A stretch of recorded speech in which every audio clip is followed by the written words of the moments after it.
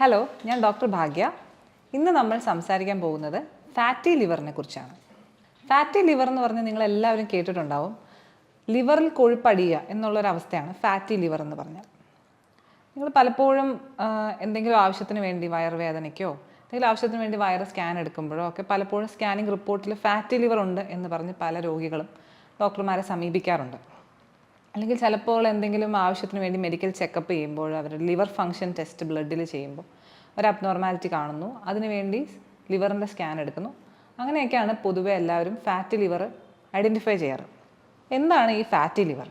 പേര് കേൾക്കുമ്പോൾ തന്നെ നമുക്ക് മനസ്സിലാവും. ഫാറ്റ് ലിവറിൽ അടിയുക, അക്യുമുലേറ്റ് ചെയ്യുക. ഫാറ്റ് ലിവറിൻ്റെ കോശങ്ങളിലേക്ക് അടിയുന്നതിനെയാണ് ഫാറ്റി ലിവർ എന്ന് പറയുന്നത്. അപ്പോൾ എന്തുകൊണ്ടാണ് ഇത് ഇത്ര ഒരു ആരോഗ്യ പ്രശ്നമായിട്ട് വരുന്നത്?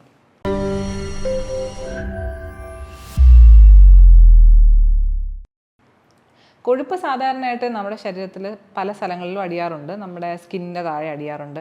നമുക്ക് അമിത വണ്ണം ഉണ്ടാകുന്നതിൻ്റെ ഒരു മേജർ കാരണം എന്ന് പറഞ്ഞാൽ കൊഴുപ്പ് അടിയുക എന്നുള്ളതാണ്. ഈ പുറമെ അടിയുന്ന കൊഴുപ്പിനേക്കാളും അപകടകാരിയായ ഒരു കാര്യമാണ് നമ്മുടെ വിസറൽ ഓർഗൻസ്, അതായത് നമ്മുടെ ആന്തരിക അവയവങ്ങളിൽ കൊഴുപ്പടിയുന്നത്. അതിൽ പ്രധാനമായിട്ടും അടിയുന്ന ഒരു സ്ഥലമാണ് ലിവർ എന്ന് പറയുന്നത്. ലിവർ നമ്മുടെ ശരീരത്തിൻ്റെ ടോക്സിൻസ് ഒക്കെ റിമൂവ് ചെയ്യുന്നത്, അതായത് ആവശ്യമില്ലാത്ത വേസ്റ്റുകളെല്ലാം റിമൂവ് ചെയ്യുന്നത്, ശരീരത്തെ ശുദ്ധീകരിക്കുന്നതുമായിട്ടുള്ള ഒരു വളരെ പ്രധാനപ്പെട്ട ഒരു അവയവമാണ്. ലിവറിൻ്റെ ഒരു പ്രത്യേകത എന്ന് പറയുന്നത് അതിനൊരു റീജനറേറ്റീവ് കപ്പാസിറ്റി ഉണ്ട്. അതായത് ലിവറിൻ്റെ കോശങ്ങൾ നശിച്ചു പോയാലും അതിന് വീണ്ടും പുനരുജ്ജീവിച്ച് വരാൻ പറ്റുന്ന ഒരു റീജനറേറ്റീവ് കപ്പാസിറ്റി ഉള്ള ഒരു അവയവമാണ്. അതുകൊണ്ട് തന്നെ ലിവറിന് ഒരു ഒരു ഒരു ഒരു പരിധി വരെയൊക്കെ ഡാമേജ് ഉണ്ടായാലും അത് തിരിച്ച് പഴയതുപോലെ തിരിച്ചു വരും. പക്ഷേ ഒരു പരിധി കൂടുതൽ അതിന് കേടുപാട് സംഭവിച്ചു കഴിഞ്ഞാൽ നമുക്കത് തിരിച്ചു കൊണ്ടുവരാൻ പറ്റില്ല. പിന്നെ അവർക്ക് അങ്ങനെയുള്ള രോഗികൾക്ക് വളരെ സങ്കീർണമായ അവസ്ഥയായ സിറോസിസ് എന്ന് പറയുന്ന അല്ലെങ്കിൽ എൻ സ്റ്റേജ് ആയിട്ടുള്ള ഒരു ലിവർ ഡിസീസിലേക്ക് പോകാനൊക്കെ സാധ്യതയുണ്ട്. അപ്പോൾ ഫാറ്റി ലിവർ ഉണ്ടാകുമ്പോൾ ലിവറിൻ്റെ കോശങ്ങളിൽ കൊഴുപ്പടിഞ്ഞു കഴിയുമ്പോൾ ആദ്യത്തെ കുറച്ച് നാളൊക്കെ ലിവറിൻ്റെ കോശങ്ങൾ അങ്ങനെ റീജനറേറ്റ് ചെയ്യുകയും പിടിച്ചു നിൽക്കുകയൊക്കെ ചെയ്യും.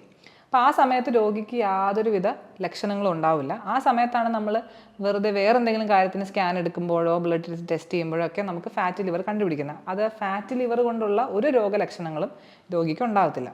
പക്ഷെ കുറച്ചും കൂടെ കഴിയുമ്പോൾ ലിവറിൻ്റെ കോശങ്ങളൊക്കെ പതിയെ പതിയെ നശിക്കാൻ തുടങ്ങുമ്പോൾ കോശങ്ങളുടെ അകത്തിരിക്കേണ്ട ചില എൻസൈംസ് ഒക്കെ ബ്ലഡിലേക്കൊക്കെ വരാൻ തുടങ്ങും. അപ്പോഴാണ് ആ രോഗിക്ക് ലിവർ ഫങ്ഷൻ ടെസ്റ്റുകളിലൊക്കെ അബ്നോർമാലിറ്റി ഉണ്ടാകുന്നത്. അതിൻ്റെ AST, ALT അങ്ങനെയുള്ള ചില ലിവർ ഫങ്ഷൻ ടെസ്റ്റിലുള്ള ബ്ലഡിലുള്ള ചേഞ്ചസ് തുടങ്ങും.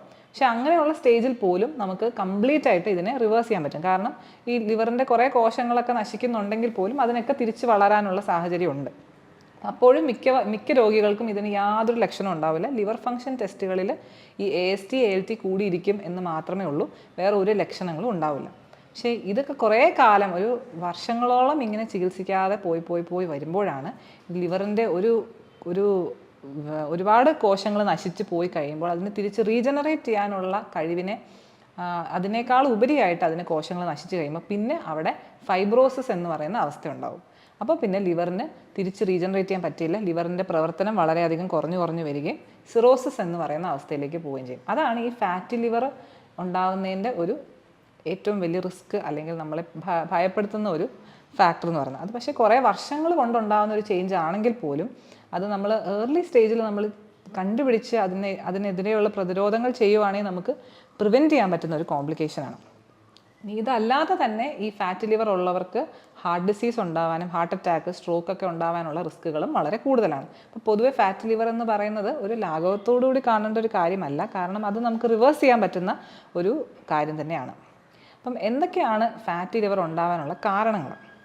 അപ്പം പ്രാഥമികമായിട്ട് നമ്മുടെ ഒരു സൊസൈറ്റിയിൽ നമ്മൾ പൊതുവെ കാണുന്നത് ഏറ്റവും കൂടുതൽ ലിവർ ഡിസീസ് കാണുന്നത് ആർക്കാണെന്ന് ചോദിച്ചാൽ മദ്യപാനികൾക്കാണ്. നമുക്ക് എപ്പോഴും കാണുമ്പോൾ തന്നെ മനസ്സിലാവും മദ്യപാനമാണ് ഈ ലിവർ ഡിസീസിൻ്റെ പ്രൈമറി കോസ് നമ്മുടെ സമൂഹത്തിൽ. അപ്പോൾ ഈ ഫാറ്റി ലിവറിൻ്റെയും പ്രൈമറി കോസ് മദ്യപാനം തന്നെയാണ്. ആൽക്കഹോൾ എന്ന് പറയുന്നത് ഒരു ലിവറിനുള്ളൊരു ടോക്സിനാണ്. അപ്പോൾ അതിൻ്റെ ആദ്യത്തെ സ്റ്റേജിൽ ലിവർ ആദ്യമേ തന്നെ ഫാറ്റി ആയിട്ടുള്ള ചേഞ്ചസ് ആണ് ലിവറിൽ ഉണ്ടാകുന്നത്. അപ്പോൾ ഫാറ്റി ലിവർ മദ്യപാനികൾക്ക് കോമൺ ആയിട്ട് കാണുന്നൊരു സാധനമാണ്. പക്ഷേ മദ്യപിക്കാത്ത ആൾക്കാർക്ക് തന്നെ വളരെ അധികം ഈയിടെയായിട്ട് ഇപ്പോഴത്തെ ഒരു നമ്മുടെ മാറിയ ഒരു ജീവിതശൈലിയിൽ നമ്മൾ കാണുന്നുണ്ട് മദ്യപിക്കാത്ത ആൾക്കാർക്ക്, അതുപോലെ തന്നെ പ്രത്യേകിച്ചും കൂടുതലായിട്ടും പെണ്ണുങ്ങൾക്കും ഒക്കെ ഫാറ്റി ലിവർ കാണുന്നുണ്ട്. അപ്പോൾ അതിൻ്റെ കാരണം മെയിനായിട്ടും നമ്മൾ അമിതവണ്ണം അല്ലെങ്കിൽ ഒബെസിറ്റി, അതായത് അമിതവണ്ണം അതിൻ്റെ ഒരു പ്രൈമറി കോസാണ്. നമ്മൾ ഫാറ്റി ലിവർ മദ്യപാനം ഇല്ലാത്തവർക്ക് വരുമ്പോൾ അതിനെ non alcoholic fatty liver disease എന്നാണ് പറയുന്നത്. അപ്പം മദ്യപിക്കാത്തവർക്ക് ഫാറ്റി ലിവർ വരുന്നതിൽ ഒരു 70% ആൾക്കാരും അമിതവണ്ണം ഉള്ളവരായിരിക്കും എന്നാണ് പഠനങ്ങൾ തെളിയിക്കുന്നത്. അപ്പം നമുക്ക് തന്നെ ആലോചിച്ചാൽ അറിയാം, നമ്മുടെ ശരീരത്തിൽ നമുക്ക് ആവശ്യമായിട്ടുള്ളതിനധികം നമ്മൾ എനർജി അല്ലെങ്കിൽ കാലോറീസ് നമ്മൾ ഉപയോഗിക്കുകയാണെങ്കിൽ, കാലോറീസ് അല്ലെങ്കിൽ എനർജി എന്ന് പറയുന്നത് നമ്മുടെ ഭക്ഷണത്തിൽ കൂടെ കിട്ടുന്നത് നമുക്ക് ഉപയോഗിക്കാൻ വേണ്ടിയുള്ളതാണ്. നമ്മൾ അത് അത്രയും ഉപയോഗിക്കുന്നില്ല എന്നുണ്ടെങ്കിൽ, അതായത് നമ്മൾ ഓടുകയും ചാടുകയും ഫിസിക്കൽ ആക്ടിവിറ്റി കൂടെ ഉപയോഗിക്കുന്നില്ല എന്നുണ്ടെങ്കിൽ ആ എക്സസ് ആയിട്ട് വരുന്ന എനർജി നമ്മുടെ ബോഡി ഡെഫിനറ്റ് ആയിട്ടും ഫാറ്റായിട്ട് മാറ്റി അത് എവിടെയെങ്കിലുമൊക്കെ സേവ് ചെയ്ത് വെക്കും, ഒരു ഭാവിയിലേക്ക് ഉപയോഗിക്കാം എന്നുള്ള രീതിയിൽ. അപ്പം അങ്ങനെ ഫാറ്റായിട്ട് സേവ് ചെയ്ത് വെക്കുന്നത് പൊതുവെ എല്ലാവർക്കും അമിതവണ്ണം ഉണ്ടാക്കും. അതേ സംഭവം തന്നെയാണ് ഈ ലിവറിലും സ്റ്റോർ ചെയ്ത് വെക്കുന്നത്. അപ്പോൾ അമിതവണ്ണം ഉള്ളവർക്ക് ഉറപ്പായിട്ടും ഫാറ്റി ലിവർ ഉണ്ടാകാനുള്ള സാധ്യത വളരെ കൂടുതലാണ്. പക്ഷേ ഇതിൽ മനസ്സിലാക്കേണ്ട വേറൊരു വസ്തുത, ഈ എക്സസ് ആയിട്ട് കലോറി കൺസ്യൂം ചെയ്യുന്ന എല്ലാവർക്കും അമിതവണ്ണം ഉണ്ടാവണം നിർബന്ധമില്ല. കാരണം ഓരോരുത്തരുടെ ശരീരപ്രകൃതി വ്യത്യാസമുള്ളതുകൊണ്ട് ചിലർക്ക് ഈ ഫാറ്റ് എല്ലാം ചിലപ്പോൾ ഈ ആന്തരിക അവയവങ്ങളിൽ മാത്രമേ അടിഞ്ഞുകൂടാറുള്ളൂ. അപ്പോൾ അവർക്ക് പുറമേ ആയിട്ട് അമിതവണ്ണം ഉണ്ടാവണമെന്നില്ല. പുറമേ നോക്കിക്കഴിഞ്ഞാൽ അവർ മെലിഞ്ഞവരായിരിക്കും, അവർക്കൊട്ടും എക്സസ് ആയിട്ടുള്ള വെയിറ്റ് ഉള്ള പോലെ നമുക്ക് കണ്ടാൽ തോന്നില്ല, പക്ഷേ അവർക്കും ഫാറ്റി ലിവർ വരാം. അപ്പം ഒരു അമിതമായിട്ടുള്ള കലോറീസ് നമ്മൾ ഉപയോഗിക്കുന്ന ആൾക്കാർക്ക് എല്ലാവർക്കും അമിതവണ്ണം ഉണ്ടെങ്കിലും ഇല്ലെങ്കിലും ഫാറ്റി ലിവർ ഉണ്ടാകാനുള്ള സാധ്യത വളരെ കൂടുതലാണ്. ഇനി അല്ലാതെ ഒരു അമിതവണ്ണവും അതുപോലെ തന്നെ ഓവറായിട്ടുള്ള കാലറി കൺസംഷൻ ഇല്ലാത്തവർക്കും ഡയബറ്റിസ് ഉള്ളവർക്ക് ഫാറ്റി ലിവർ വരാം. ഷുഗർ ഉള്ള ആൾക്കാർക്ക്, കാരണം അവരുടെ ശരീരത്തിൻ്റെ മെറ്റബോളിസം വളരെ വ്യത്യാസമാണ്, സാധാരണ ആൾക്കാരെ പോലെയല്ല. അപ്പോൾ അമിതവണ്ണം ഇല്ലെങ്കിൽ പോലും ഒരു ഡയബറ്റിസ് ഉള്ള ഒരാൾക്ക് ഫാറ്റി ലിവർ ഉണ്ടാകാനുള്ള സാധ്യത വളരെ കൂടുതലാണ്. പിന്നെ ചില പ്രത്യേക മരുന്നുകൾ കഴിക്കുന്നവർക്ക്, സ്റ്റിറോയിഡ്സ് കഴിക്കുന്നവർക്ക്, അങ്ങനെയുള്ളവർക്കൊക്കെ ഫാറ്റി ലിവർ കാണാറുണ്ട്. പക്ഷേ പൊതുവെ നമ്മൾ നോക്കുവാണെങ്കിൽ ഏറ്റവും വലിയ 3 കാരണങ്ങളാണ്. 1 മദ്യപാനം, 2 അമിതവണ്ണം അല്ലെങ്കിൽ എക്സസ് ആയിട്ടുള്ള കലോറീസ് കഴിക്കുന്നത്, 3 ഡയബറ്റിസ്. അപ്പോൾ ഈ 3 കാരണങ്ങളാണ് പൊതുവെ ഫാറ്റി ലിവറിന് നമ്മൾ കാണാറുള്ളത്. ഇനി എങ്ങനെയാണ് നമ്മൾ ഫാറ്റി ലിവർ ചികിത്സിക്കുക? പല രോഗികളും ഇതുപോലെ എന്തെങ്കിലുമൊക്കെ ഫാറ്റി ലിവർ കണ്ടു എന്ന് പറഞ്ഞിട്ട് പേടിച്ച് വരുമ്പോഴേക്കും അതിന് എന്തെങ്കിലും ഒരു മരുന്ന് കൊടുത്ത് അത് എങ്ങനെയെങ്കിലും ഒന്ന് മാറ്റുക എന്നുള്ളതാണ് അവരുടെ ഏറ്റവും വലിയ ആവശ്യം. ഇതിനെ ഒന്ന് മരുന്ന് കൊടുത്ത് ഫാറ്റി ലിവർ ഇല്ലാതെയാക്കുക. അപ്പോൾ അവർക്ക് എങ്ങനെയെങ്കിലും മരുന്ന് കഴിക്കണം, അത് കഴിഞ്ഞ് സ്കാൻ എടുക്കണം, ഫാറ്റി ലിവർ ഇല്ലാന്ന് കാണണം. അതാണ് എല്ലാവരുടെയും മനസ്സിൽ ഉണ്ടാകുന്ന ഒരു ആഗ്രഹം. അപ്പം അത് കാരണം തന്നെയാണ് പലരും പല ഒറ്റമൂലികളുടെ പുറകെ പോകുന്നതും. ഏതെങ്കിലും ഒരു മരുന്ന്, ഒരു ഒറ്റമൂലി കഴിച്ചാൽ ഉടനെ ഫാറ്റി ലിവർ മാറും എന്നൊക്കെ പലരും പരസ്യം ചെയ്യാറുണ്ട്. അതിന് പിന്നിൽ പോയ ആൾക്കാർ ഒരുപാട് പൈസയും ആരോഗ്യമൊക്കെ കളയാറുണ്ട്. പക്ഷേ ഇതിൻ്റെ വസ്തുത എന്താണെന്ന് വെച്ചാൽ ഒറ്റ ഒരു മരുന്ന് കൊടുത്ത് മാത്രം നമുക്ക് അങ്ങനെ ഫാറ്റി ലിവർ മാറ്റാൻ പറ്റില്ല. കാരണം എന്താണെന്ന് വെച്ചാൽ നമുക്കറിയാം, നമ്മുടെ ശരീരത്തിൽ കൊഴുപ്പ് അടിയുക എന്ന് പറയുന്നത് പോലെ ഒരു കാര്യമാണ് ഫാറ്റ് ലിവറിൽ അടിയുക എന്ന് പറയുന്നത്. അപ്പം നമ്മൾ ശരീരത്തിൻ്റെ ഒരു ഭാഗത്ത് മാത്രം വണ്ണം കുറയ്ക്കാൻ പറഞ്ഞാൽ ആർക്കെങ്കിലും പറ്റുമോ? ഇപ്പം എൻ്റെ ഒരു ഇടത്തെ കൈയുടെ വണ്ണം മാത്രം കുറയ്ക്കാം, എന്തെങ്കിലും ഒരു മരുന്ന് തരുമോ എന്ന് ചോദിച്ചാൽ ആർക്കും അങ്ങനെ ചെയ്യാൻ പറ്റില്ല. കാരണം ശരീരം കൊഴുപ്പടിയുക എന്ന് പറയുന്നത് ശരീരത്തിൽ ആസകലം ഉണ്ടാകുന്ന എല്ലാ ഭാഗത്തും ഒരേപോലെ ഉണ്ടാകുന്ന ഒരു പ്രോസസ്സാണ്. അതിനെ നമുക്ക് ഒരു സ്ഥലത്തെ മാത്രം ടാർഗറ്റ് ചെയ്ത് ഒരു ട്രീറ്റ്മെൻറ്റ് കൊടുക്കാൻ പറ്റില്ല. അപ്പോൾ ഫാറ്റി ലിവറിൻ്റെ ചികിത്സ എന്ന് പറഞ്ഞാൽ അത് മൊത്തത്തിൽ നമ്മുടെ ശരീരത്തിലെ കൊഴുപ്പ് അടിയുന്ന ആ ഒരു പ്രവണതയെ ഇല്ലാതാക്കാൻ എന്നുള്ള ഒരു ചികിത്സ മാത്രമേ അതിനുള്ളൂ. അപ്പോൾ അതിന് നമ്പർ 1 ആയിട്ട് ചെയ്യുക എന്നുള്ളത് എന്താണ്? നമ്മുടെ ആവശ്യത്തിനേക്കാളും കൂടുതലായിട്ട് നമ്മൾ ഉപയോഗിക്കുന്ന കാലോറീസ് നമ്മൾ ലിമിറ്റ് ചെയ്യുക.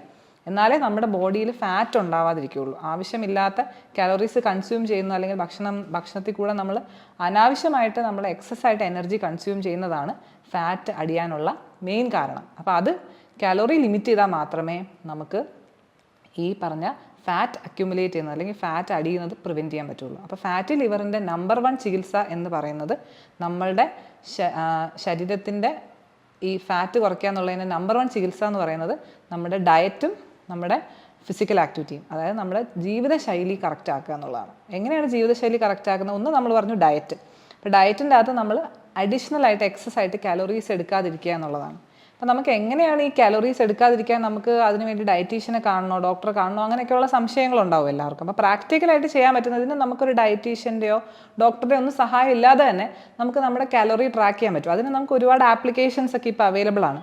നമ്മളുടെ ഓരോരുത്തരുടെയും ഏജ്, അതുപോലെ നമ്മുടെ ജെൻഡർ, നമ്മൾ മെയിലാണോ ഫീമെയിലാണോ, അതുപോലെ നമ്മൾ എന്തുമാത്രം ഫിസിക്കൽ ആക്ടിവിറ്റിയിൽ എൻഗേജ് ചെയ്യുന്നുണ്ട്. അപ്പോൾ ഈ 3 കാര്യങ്ങൾ വെച്ചിട്ട് നമുക്ക് ഒരു ദിവസം ആവശ്യമുള്ള കാലോറി എത്രയാണ്, നോർമലായിട്ടുള്ള ഒരാൾക്ക് എത്ര കാലോറീസാണ് ഒരു ദിവസം ആവശ്യം എന്നുള്ളത് നമുക്ക് അതിൽ നിന്ന് ആ ആപ്പ് വഴി നമുക്ക് കാൽക്കുലേറ്റ് ചെയ്തെടുക്കാൻ പറ്റും. നമുക്ക് തന്നെ ചെയ്യാവുന്നതേ ഉള്ളൂ. അപ്പോൾ അങ്ങനെ ഒരു ദിവസം ഇത്രയും കാലറീസ് ആണെന്ന് അറിഞ്ഞു കഴിഞ്ഞാൽ അതാണ് നമ്മുടെ ടാർഗറ്റ്. അപ്പം നമ്മളിപ്പം കഴിച്ചുകൊണ്ടിരിക്കുന്നത് എന്തുമാത്രം കാലറിയാണെന്ന് നമ്മൾ ആദ്യം ട്രാക്ക് ചെയ്യണം. അപ്പോൾ അതിനകത്ത് നമുക്ക് ആപ്ലിക്കേഷൻ്റെ അകത്ത് നമ്മുടെ കേരളത്തിൽ നമ്മൾ കഴിച്ചുകൊണ്ടിരിക്കുന്ന ഓരോ ഭക്ഷണങ്ങളും നമുക്ക് അതിൽ എൻ്റർ ചെയ്യാൻ പറ്റും. അപ്പോൾ നമ്മൾ രാവിലെ എഴുന്നേറ്റിട്ട് 2 ഇഡ്ഡലി കഴിച്ചു, ഒരു ചായ കുടിച്ചു, അപ്പോൾ അത് 1 കപ്പ് ചായ കുടിച്ചു, 2 ഇഡ്ഡലി കഴിച്ചു, ഒരു ബൗൾ ചമ്മന്തി കഴിച്ചു. ഉച്ചയ്ക്ക് നമ്മൾ ഒരു ബൗൾ ചോറ് കഴിച്ചു, ഒരു പയർ കഴിച്ചു. അപ്പോൾ ഇന്ന സാധനങ്ങൾ കഴിക്കുമ്പോൾ അത് എത്ര കാലറീസ് ആണെന്നുള്ള ഓട്ടോമാറ്റിക്കലി അതിലേക്ക് നമുക്ക് എൻ്റർ ചെയ്യാൻ പറ്റും. അപ്പം അങ്ങനെ നമ്മളിപ്പോഴത്തെ നമ്മൾ എന്താണ് കഴിക്കുന്നത് അത് കറക്റ്റായിട്ട് ഒരു ദിവസം നമ്മൾ 1-2 ദിവസം നമ്മൾ ട്രാക്ക് ചെയ്ത് നോക്കിക്കഴിഞ്ഞാൽ നമ്മൾക്കറിയാൻ പറ്റും നമ്മൾ എടുക്കുന്ന ഈ കാലറീസ് നമുക്ക് ആവശ്യത്തിനുള്ളതിനേക്കാളും എന്തുമാത്രം കൂടുതലാണ് എന്നുള്ളത്. അപ്പം അങ്ങനെ നമ്മൾ ട്രാക്ക് ചെയ്ത് മനസ്സിലാക്കി കഴിഞ്ഞാൽ നമുക്ക് ഓരോ രീതിയിൽ നമുക്ക് ഏറ്റവും കൂടുതൽ കാലറി ഉള്ള സാധനങ്ങൾ എന്താണെന്ന് നമുക്കതിൽ എൻ്റർ ചെയ്യുമ്പോൾ തന്നെ മനസ്സിലാവും. അപ്പോൾ നമുക്കതിനെ ഇപ്പം എണ്ണം കുറയ്ക്കാം. നമുക്ക് ഇഡ്ഡലി കഴിക്കുന്ന 4 ഇഡ്ഡലി കഴിച്ചുകൊണ്ടിരുന്ന ആൾക്ക് വേണമെങ്കിൽ 3 ഇഡ്ഡലി ആക്കി കുറയ്ക്കാം. അടുത്ത ദിവസം നമുക്ക് ചോറിൻ്റെ അളവ് 2 ബൗൾ എന്നുള്ളത് 1 ബൗളാക്കാം. അങ്ങനെ നമുക്ക് തന്നെ കുറച്ച് നമ്മളുടെ ആവശ്യത്തിനുള്ള കാലറി എത്രയാണോ അതിലേക്ക് കൊണ്ടുവരാനായിട്ട് ശ്രമിക്കാൻ പറ്റും. അപ്പം അങ്ങനെ കുറയ്ക്കുന്നതാണ് കാലറി ട്രാക്കിങ്ങിൻ്റെ ഒരു ഉദ്ദേശം എന്ന് പറയുന്നത്. അങ്ങനെ കാലറീസ് കുറയ്ക്കുമ്പോൾ നമ്മൾ മനസ്സിൽ വെക്കേണ്ട 3 കാര്യങ്ങളുണ്ട്. നമ്മൾ കുറയ്ക്കുമ്പോൾ മാക്സിമം നമ്മൾ പ്രോട്ടീനുള്ള സാധനങ്ങൾ അധികം കുറയ്ക്കാതിരിക്കുക. നമുക്ക് ആവശ്യത്തിന് പ്രോട്ടീൻ നമ്മുടെ ശരീരത്തിൻ്റെ മസിൽസിന് വേണ്ടിയും അതുപോലെ തന്നെ രോഗപ്രതിരോധ ശേഷിക്കുമൊക്കെ വളരെ ആവശ്യമാണ്. അപ്പോൾ പ്രോട്ടീനുള്ള സാധനങ്ങൾ എന്ന് പറഞ്ഞാൽ നമ്മുടെ പയറ് വർഗ്ഗങ്ങൾ, പയറ്, പരിപ്പ്, കടല, അങ്ങനത്തെ പയറ് വർഗ്ഗങ്ങൾ, അതുപോലെ പാല്, മുട്ട, അതുപോലെ തന്നെ മീറ്റ് എന്ന് പറഞ്ഞാൽ ചിക്കനോ അല്ലെങ്കിൽ ബീഫോ അങ്ങനത്തെ മീറ്റുകളൊക്കെ. അപ്പം കുറയ്ക്കുമ്പോൾ നമ്മൾ ആദ്യമേ തന്നെ ധാന്യങ്ങളാണ് കുറയ്ക്കേണ്ടത്. അതായത് ഇഡ്ഡലിയോ ദോശയോ പുട്ടോ ചോറോ അതാണ് ആദ്യം കുറയ്ക്കേണ്ടത്. അല്ലാതെ പ്രോട്ടീൻ ആദ്യമേ നമ്മൾ കുറയ്ക്കരുത്. പ്രോട്ടീൻ മാക്സിമം നമ്മൾ അവസാനമേ കുറയ്ക്കാവുള്ളൂ. രണ്ടാമത്തെ കാര്യം നമ്മുടെ പഴങ്ങളും പച്ചക്കറികളും അതിനെ നമ്മൾ കുറയ്ക്കാൻ പാടില്ല. കാരണം അതിൻ്റെ അകത്തുള്ള വൈറ്റമിൻസ്, മിനറൽസ് ഒക്കെ നമുക്ക് വളരെയധികം ആവശ്യമാണ്. അതിനകത്തുള്ള ഡയറ്ററി ഫൈബർ നമുക്ക് വളരെയധികം ആവശ്യമാണ്. അതുകൊണ്ട് നമ്മുടെ ഫ്രൂട്ട്സും വെജിറ്റബിൾസും പ്രോട്ടീനും ഈ 3 കാര്യങ്ങൾ നമ്മൾ ലിമിറ്റ് ചെയ്യാൻ ആദ്യമേ ശ്രമിക്കരുത്. കാലറി ലിമിറ്റ് ചെയ്യുമ്പോൾ നമ്മൾ ധാന്യങ്ങളാണ് കൂടുതൽ ധാന്യങ്ങളും അതുപോലെ തന്നെ കൊഴുപ്പുള്ള സാധനങ്ങളും. മൂന്നാമതായിട്ട് വെള്ളത്തിൻ്റെ അളവ് നമ്മൾ ആവശ്യത്തിന് വെള്ളം കുടിക്കണം. 1 ലിറ്ററിൽ മുകളിൽ 1-2 ലിറ്റർ വെള്ളം ഒരു ദിവസം ഡെഫിനറ്റായിട്ടും കുടിച്ചിരിക്കണം. അപ്പോൾ ഈ 3 കാര്യങ്ങൾ ശ്രദ്ധിച്ചുകൊണ്ട് നമുക്ക് തന്നെ സ്വയമായിട്ട് നമുക്ക് കാലറീസ് ട്രാക്ക് ചെയ്യുകയും അതനുസരിച്ച് കാലറി ആവശ്യത്തിന് ലിമിറ്റ് ചെയ്യുകയും ചെയ്യാം. അപ്പോൾ ഈ ഡയറ്റിൽ നമ്മൾ ഈ കാര്യങ്ങൾ ഫോളോ ചെയ്യുന്നതിൻ്റെ കൂടെ തന്നെ നമ്മൾ കുറച്ചും കൂടെ നമ്മുടെ ഫിസിക്കൽ ആക്ടിവിറ്റി കൂട്ടണം. കാരണം നമ്മൾ ഭക്ഷണത്തിനകത്ത് ഒരുപാട് കാലറീസ് കുറച്ച് കഴിയുമ്പോൾ നമ്മുടെ ശരീരം തന്നെ നമുക്കൊരു കിട്ടുന്ന അളവ് കുറയുമ്പോൾ ശരീരത്തിന് പെട്ടെന്ന് ഒരു മെറ്റബോളിസത്തിലൊരു വ്യത്യാസം വരും. അപ്പോൾ ശരീരം എന്ത് ചെയ്യുമെന്ന് വെച്ചാൽ കിട്ടുന്ന പോഷകങ്ങളൊക്കെ സ്റ്റോർ ചെയ്ത് വെക്കാൻ ശ്രമിക്കും. അപ്പോൾ നമ്മൾ ഭക്ഷണം കുറയ്ക്കുന്നതനുസരിച്ച് നമ്മൾ കൂടുതൽ ഫിസിക്കൽ ആക്ടിവിറ്റിയും കൂടെ കൂട്ടുക. അതായത് നമ്മൾ ഒരു ദിവസം ഒരു അരമണിക്കൂറെങ്കിലും നടക്കുകയോ ഓടുകയോ അങ്ങനെയുള്ള എന്തെങ്കിലും ഒരു എക്സസൈസും കൂടെ ചെയ്താലേ നമ്മൾക്ക് ഈ കൊഴുപ്പടിയുന്ന പ്രക്രിയയിലേക്ക് നമുക്ക് ഒരു സ്റ്റോപ്പ് ഉണ്ടാക്കാൻ പറ്റുള്ളൂ. അപ്പം ഫസ്റ്റായിട്ട് നമ്മൾ ഫാറ്റ് ലിവറിന് വേണ്ടി ചെയ്യേണ്ട കാര്യം ഇതാണ്. നമ്മുടെ ഡയറ്റും നമ്മുടെ ഫിസിക്കൽ ആക്ടിവിറ്റിയും നമ്മൾ നന്നായിട്ട് കറക്റ്റ് ആക്കണം. അതാണ് ഒന്നാമത്തെ കാര്യം. രണ്ടാമത്തെ ചികിത്സ എന്ന് പറഞ്ഞാൽ നമ്മൾ മദ്യപാനം ഒഴിവാക്കുക എന്നുള്ളതാണ്. അത് നമ്പർ 1. അത് വളരെ ഇമ്പോർട്ടൻ്റ് ആണ്. നമ്മൾ ഇനിയിപ്പോൾ ഫാറ്റ് ലിവർ ഉണ്ടായ ഒരു വ്യക്തിക്ക് നമ്മൾ മദ്യപിച്ചുകൊണ്ടിരുന്നു കഴിഞ്ഞാൽ അത് കൂടുതൽ പ്രശ്നങ്ങൾ ഉണ്ടാക്കുകയും പെട്ടെന്ന് തന്നെ ലിവർ സിറോസിസിലേക്ക് പോകാൻ സാധ്യത ഉണ്ടാക്കുകയും ചെയ്യുന്നു. അതുകൊണ്ട് മദ്യപാനം ഒഴിവാക്കുക. അതിൻ്റെ കൂടെ തന്നെ പുകവലിയും ഇതിനൊരു ഫാറ്റ് ലിവർ കൂട്ടാനുള്ളൊരു കാരണമാണ്. അപ്പോൾ മദ്യപാനം, പുകവലി എന്നത് ഒഴിവാക്കുക. അതാണ് രണ്ടാമതായിട്ട് ചെയ്യാനുള്ളത്. മൂന്നാമത്തെ കാര്യം ഞാൻ ഓൾറെഡി പറഞ്ഞു, ഷുഗർ ഉള്ളവർക്കാണ് കൂടുതലും ഫാറ്റ് ലിവർ കാണുന്നത്. കാരണം അവരുടെ ബോഡിയിലെ മെറ്റബോളിസം കൂടുതലും ഫാറ്റ് അടിയാനുള്ള ഒരു ടെൻഡൻസിയിലേക്ക് പോകുന്ന ആൾക്കാരാണ്. അതുകൊണ്ട് നിങ്ങൾക്ക് ഷുഗർ ഉള്ളവരാണെങ്കിൽ ഡെഫിനറ്റായിട്ടും ഷുഗർ നന്നായിട്ട് കൺട്രോൾ ചെയ്യുക. അപ്പോൾ നമ്മൾ ഈ പറഞ്ഞ ഡയറ്റും നമ്മുടെ ഫിസിക്കൽ ആക്ടിവിറ്റിയും ഒക്കെ തന്നെ ഷുഗർ കൺട്രോൾ ചെയ്യാൻ നമ്മളെ സഹായിക്കും. അതുകൂടാതെ തന്നെ നിങ്ങൾ ട്രീറ്റ്മെൻറ്റ് എടുക്കുന്നവരാണെങ്കിൽ കറക്റ്റായിട്ട് ഇൻസുലിനും മരുന്നുകളും കഴിക്കുകയും ഭക്ഷണ ക്രമീകരണങ്ങളിലൂടെയൊക്കെ ഷുഗർ നന്നായിട്ട് കൺട്രോൾ ചെയ്യുന്നതും ഈ ഫാറ്റി ലിവർ കൂടാതിരിക്കാനുള്ളൊരു വളരെ നല്ലൊരു കാര്യമാണ്. പിന്നെ നമുക്ക് അമിതമായിട്ട് കൊളസ്ട്രോൾ ഉള്ള ആൾക്കാരാണെങ്കിൽ, പ്രത്യേകിച്ചും LDL കൊളസ്ട്രോളൊക്കെ 190-ന് മുകളിലൊക്കെ ഉള്ള ആൾക്കാരാണെങ്കിൽ ഡെഫിനറ്റായിട്ട് ഒരു ഡോക്ടറുടെ നിർദ്ദേശത്തിനോട് കൂടെ തന്നെ നിങ്ങൾ കൊളസ്ട്രോൾ കുറയ്ക്കാനുള്ള മെഡിക്കേഷൻ എടുക്കുന്നതും ഇതിന് സഹായകരമാണ്. ചില ആൾക്കാരിൽ ഷുഗറും കൊളസ്ട്രോളും ഒന്നും ഇല്ലാതെ തന്നെ ഫാറ്റ് ലിവർ ഉണ്ടാകുന്ന ചില ആൾക്കാർക്ക് പലപ്പോഴും വൈറ്റമിൻ E സപ്ലിമെൻറ്റ്സ് കൊടുക്കാറുണ്ട്, ഡോക്ടർമാർ കൊടുക്കാറുണ്ട്. ഇതിന് ചില പഠനങ്ങളൊക്കെ ഫാറ്റ് ലിവർ കുറയ്ക്കാൻ സഹായിക്കുന്നു വൈറ്റമിൻ E എന്ന് കാണിച്ചിട്ടുണ്ട്. പക്ഷേ അതിൻ്റെ അളവ് വളരെ കറക്റ്റായിട്ട് കൊടുക്കണം. വൈറ്റമിൻ E ഓവറായിട്ട് കഴിച്ചാൽ അത് തന്നെ ചില അസുഖങ്ങൾക്ക്, പ്രോസ്റ്റേറ്റിൻ്റെ അസുഖങ്ങൾക്കൊക്കെ കാരണമാകുന്നതായിട്ടും കണ്ടിട്ടുണ്ട്. അതുകൊണ്ട് ഒരു കാരണവശാലും തനിയെ സ്വയം ചികിത്സ ചെയ്യരുത്. ഒരു ഡോക്ടറുടെ നിർദ്ദേശപ്രകാരം വൈറ്റമിൻ E സപ്ലിമെൻറ്റ്സ് വേണം എന്നുള്ളവർക്ക് അത് എടുക്കാവുന്നതാണ്. പക്ഷേ ഇതിൽ ഏറ്റവും ഇമ്പോർട്ടൻ്റ് ആയിട്ട് നിങ്ങൾ മനസ്സിലാക്കേണ്ടത് കൊഴുപ്പടിയുക എന്നുള്ളത് നമ്മുടെ ശരീരത്തിന് എക്സസ് ആയിട്ട് കാലറീസ് കൊടുക്കുമ്പോൾ അതിൻ്റെ ഒരു റെസ്പോൺസാണ്. അപ്പം നമ്മളുടെ ഡയറ്റും ലൈഫ് സ്റ്റൈലും മോഡിഫൈ ചെയ്താൽ മാത്രമേ നമുക്ക് ഈ ഒരു രോഗത്തിനെ കംപ്ലീറ്റ് ആയിട്ട് നിർത്താൻ പറ്റുള്ളൂ. അതങ്ങനെ നിർത്തിക്കഴിഞ്ഞാൽ നമുക്ക് ഭാവിയിലേക്ക് ഉള്ള നമ്മുടെ ലിവറിൻ്റെ ആരോഗ്യത്തിനെ നമുക്ക് വളരെയധികം ഹെൽപ്പ് ചെയ്യാൻ പറ്റും. അത് സിറോസിസോ അങ്ങനെയുള്ള സങ്കീർണതകളിലേക്ക് പോകുന്നതിന് മുമ്പ് തന്നെ നമുക്കതിനെ പിടിച്ചു കെട്ടാൻ പറ്റും. അപ്പോൾ ഈ പറഞ്ഞ കാര്യങ്ങൾ ചെയ്യുന്നതോടുകൂടി നമുക്ക് ഫാറ്റി ലിവർ നന്നായിട്ട് തടഞ്ഞു കഴിഞ്ഞാൽ അതിൻ്റെ കൂടുതൽ സങ്കീർണതകളായ ഫൈബ്രോസിസിലേക്കും സിറോസിസിലേക്കും പോകുന്നത് നമുക്ക് തടയാൻ പറ്റും. അതുകൊണ്ട് നിങ്ങളെല്ലാവരും ഏർലി സ്റ്റേജിൽ തന്നെ ഇതിനെ തിരിച്ചറിയുകയും അതിനെ പ്രതിരോധിക്കുകയും ചെയ്തു കഴിഞ്ഞാൽ നമ്മുടെ ലിവറിൻ്റെ ആരോഗ്യം നമുക്ക് സംരക്ഷിക്കാൻ പറ്റും. നന്ദി.